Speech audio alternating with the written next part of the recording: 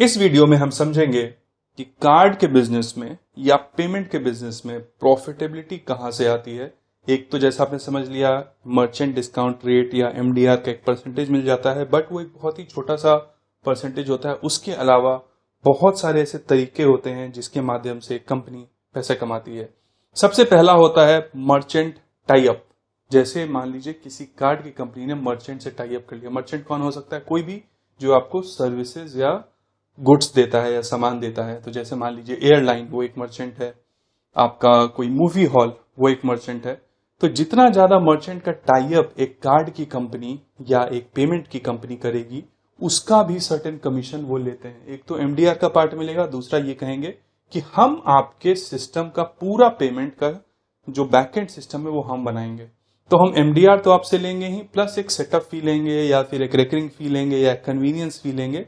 जो भी फी लेंगे उसके माध्यम से भी पेमेंट की कंपनी पैसा कमाती है। दूसरा होता है कार्ड फी। कार्ड फी मतलब बैंक, देखा होगा कोई बोलता है फ्री कार्ड ले लो, क्रेडिट कार्ड। कोई 5,000 रुपए चार्ज करता है साल का, कोई 200 रुपए चार्ज करता है, कोई 500 करता है। तो उस वाले फी से भी बैंक या जो भी कार्ड की इशूइंग कंपनी है वो पैसे कमाती है। तीसरा होता है लेट फी। लेट फी मतलब क्रेडिट कार्ड का आपने बिल नहीं पे किया तो वो उसके ऊपर लेट पेनल्टी फाइन, उसके बाद आपके ऊपर एक इंटरेस्ट बढ़ा के उसके ऊपर चार्ज करते हैं। तो ये बहुत सारे तरीके होते हैं कि लेट फी के माध्यम से भी कार्ड की कंपनी पैसे कमाती है। इंटरचेंज, जैसा मैंने बताया, अगर आप इशूअर हैं, जैसे अगर आपने कार्ड बहुत ज्यादा इशू करते हो तो आपको जो पैसा मिलता है एमडीआर का पार्ट, जिसको हमने इंटरचेंज बताया था, उस वीडियो में हमने बहुत डिटेल में डिस्कशन किया है। तो इंटरचेंज जो है, जो एमडीआर है बेसिकली, उसका आप एक पोर्शन कमाते हैं। बिकॉज इंटरचेंज टिपिकली अभी के डेट में सबसे ज्यादा होता है एमडीआर का पोर्शन।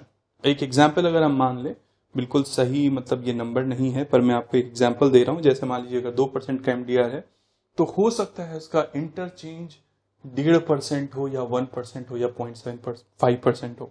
इसका मतलब उस वाले पूरे एमडीआर के बैकअप में हो सकता है इंटरचेंज जो है, जो यानी जो इश्यूअर का फी है, वो सबसे ज्यादा हाई होता है। इसीलिए आप देखेंगे बहुत सारे लोग इशुएंस में जा रहे हैं, यानी क्रेडिट और डेबिट कार्ड इशू कर रहे हैं। उसके बाद का पॉइंट है क्रॉस सेल, मतलब लोग सामान भी बेचते हैं। जैसे मान लीजिए आपने इस बैंक का क्रेडिट कार्ड लिया तो आपको किसी मूवी का या किसी ओटीटी का, नेटफ्लिक्स का, अमेजॉन का, सोनी का, जिस किसी का भी कोई भी एक चैनल मिल जाएगा। आप ये लेंगे तो आपको वो मिल जाएगा, आप कार्ड स्वाइप करेंगे तो आपको मूवी का टिकट मिल जाएगा। तो उस क्रॉस सेलिंग करके भी लोग पैसे कमाते हैं। बंडल्ड ऑफरिंग, बंडल्ड ऑफरिंग का क्या मतलब हुआ? आपने एक कार्ड दिया, एक पेमेंट दी।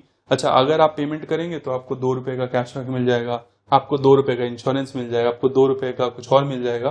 तो इस तरीके से वो उस कार्ड के साथ 1000 और चीजें भी बेच सकते हैं जो अलाइंड हो उसके साथ। जैसे मान लीजिए अगर आप कार्ड स्वाइप करेंगे तो आपको इस वाले गोल्फ की उसमें एंट्री मिल जाएगी, आपको 2 कपड़े मिल जाएंगे। मतलब कुछ भी आप उसके साथ बंडल कर सकते हैं जो आपको लगता है कि आपके कस्टमर सेगमेंट को पसंद आएगी। फिर हो गई को ब्रांडिंग। को ब्रांडिंग कार्ड आपने देखा होगा, जैसे बहुत सारे क्रेडिट कार्ड हैं, वो किसी पेट्रोलियम वाली कंपनी के साथ एक कार्ड इशू कर दिया, किसी ने फ्लाइट की कंपनी के साथ कार्ड इशू कर दिया, किसी ने इंडिगो के साथ कर दिया, विस्तारा के साथ कर दिया, किसी ने किसी और फ्लाइट कंपनी के साथ कर दिया। तो इस तरह के को ब्रांडेड वाले कार्ड भी आते हैं जो कि को ब्रांडिंग और मार्केटिंग के बेसिस पे उन कंपनी से पैसे लेते हैं, या हर ट्रांजैक्शन का कुछ परसेंटेज उन कंपनी के पास जाता है और वो उसको पॉइंट के माध्यम से आपको वापस दे देते हैं। तो ये भी एक तरीका है को ब्रांडिंग का, मार्केटिंग का, जिसके माध्यम से आप एक कार्ड या पेमेंट बिजनेस में पैसे कमा सकते हैं।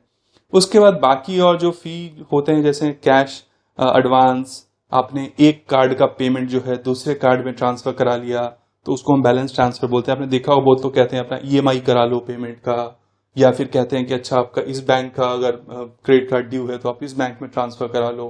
तो ये सारी चीजों में कुछ फी होता है। फी होता है कि भाई हमने आपकी हेल्प करी है तो हम फी लेंगे। तो उस फी के माध्यम से भी लोग पैसे कमाते हैं। तो ये कुछ मेजर तरीके हैं जिसकी वजह से आप पैसे एक कार्ड कंपनी या एक पेमेंट कंपनी कमाती है। और बहुत सारे तरीके हो सकते हैं, क्योंकि पैसे कमाने के अलग अलग तरीके हैं। क्रिएटिविटी है, लीगल तरीके हैं बहुत सारे जिसके थ्रू माध्यम से आप पैसे कमा सकते हैं इस बिजनेस के अंदर ही। पर मैक्सिमम लोग इन्हीं माध्यम से पैसे कमाते हैं। कुछ लोग अपना मशीन भी बेचते हैं, जो कार्ड स्वाइप की मशीन है, उसमें भी पैसे कमाते हैं। तो बहुत सारे अलग अलग तरीके हैं कि आप उसके माध्यम से पैसे कमा सकते हैं। जैसे मान लीजिए पेमेंट कंपनी, आपने कहा हम बस पेमेंट ही नहीं लेंगे, हम आपके कस्टमर का डेटाबेस भी आपको देंगे कि आपका कौन सा कस्टमर कितनी बार ट्रांजेक्शन करता है, एक महीने में कितनी बार आता है, साल में कितनी बार आता है, एवरेज ट्रांजेक्शन कितना करता है। तो ये जो हम आपको इन्फॉर्मेशन एक्स्ट्रा दे रहे हैं, इसका हम 10 रुपए या 100 रुपए या 2000 रुपए जो भी हम महीने का साल का चार्ज करेंगे, तो उसके माध्यम से भी लोग पैसे कमा सकते हैं। तो जैसे मैंने बोला, अलग अलग तरीके, अलग अलग सोच से आप लीगल तरीके से आराम से पैसे कमा सकते हैं इस बिजनेस में। पर मैक्सिमम जो कंपनीज हैं पूरी दुनिया में, वो इन्हीं तरीकों से जो मैंने अभी बताया, इन्हीं तरीकों से पैसे कमाती हैं इस बिजनेस में। तो इस वीडियो में बस इतना ही। आई एम श्योर आपको पता चल गया होगा कि कार्ड बिजनेस में लोग पैसे कैसे कैसे कमाती हैं कंपनी। तो बहुत बहुत धन्यवाद, ख्याल रखें और खुश रहें।